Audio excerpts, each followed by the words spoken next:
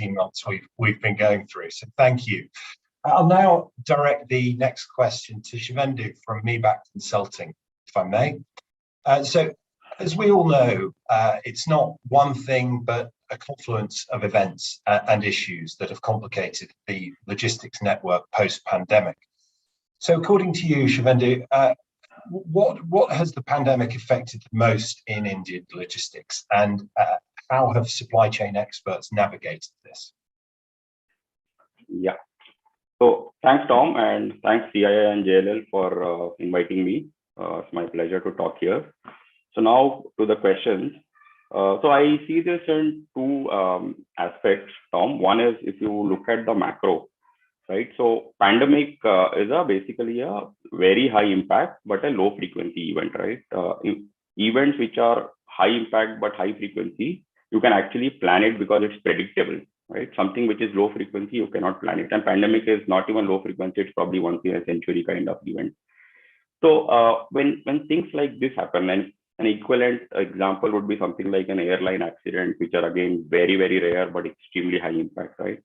So when things like this happen, there is a serious amount of work that goes in terms of planning, in terms of finding out how to best tackle this if it happens.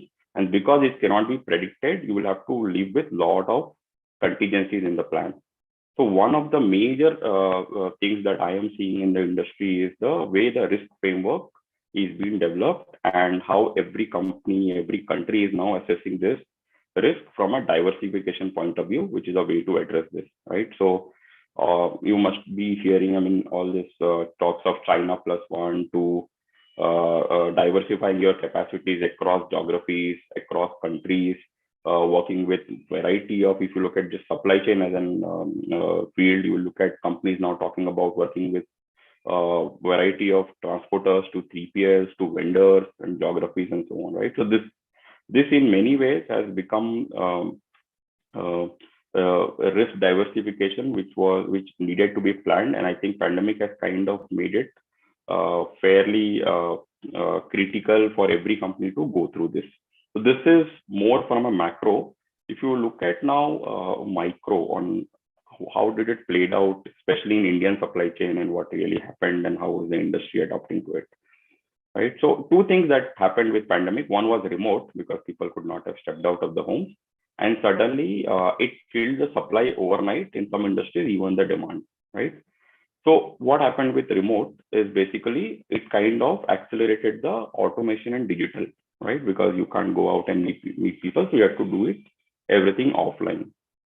The other aspect is supply. So what happened with supply is when you kill supply overnight and demand in different industries to a different degree, it creates an imbalance in network. And that is why we've been all hearing about imbalance in the container shipping environment, right? And that's probably impacted highest, but then very similar things are being played out even at a micro level in various countries due to this imbalance. And hence we have all this cost shooting up, right?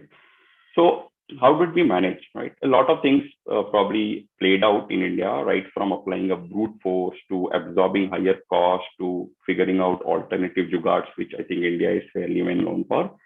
So through various ways, I think country was able to manage.